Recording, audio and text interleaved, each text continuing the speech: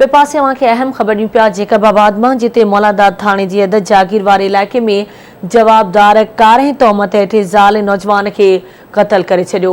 अफ़सोसनाक ख़बर आहे जेकबाबाद मां अवां सां शेयर कयूं पिया मौलादाद थाणे जी अद जागीर वारे इलाइक़े में जवाबदार 11 तहमत हेठि ज़ाल नौजवान खे क़त्ल करे छॾियो। जवाबदार मुस्मात आमना नौजवान अब्दुल रशीद जखरानी के कत्ल करण बाद फरार थी वियो। लाश अस्पताल मुंतकिल किया विया।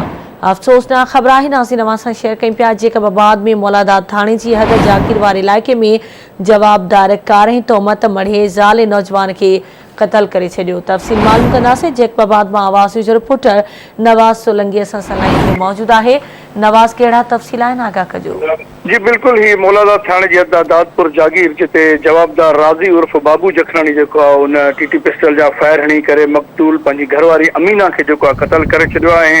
जॾहिं त पंहिंजी बिरादरी जे नौजवान अब्दुल रशीद जखरानी के भी साॻे हथियार सां जेको आहे फायरिंग करे क़त्ल करे छॾियो आहे। क़त्ल जो कारण जेको आहे पुलिस मूजिब कारे इल्ज़ाम ॿुधायो वञे पियो। जवाबदार जेको आहे कार में तोहमत बिटो क़त्ल करण खां पोइ जेको आहे फरार थी वियो आहे। जॾहिं ते इतला ते हद जी मौलादाद पुलिस जेकी आहे पहुती आहे और लाश जेका आहिनि हिन वक़्तु पंहिंजी तहवील में वरिता आहिनि ऐं उहे लाश सिविल अस्पताल जेकाबाद मुंतकिल कया पिया वञनि।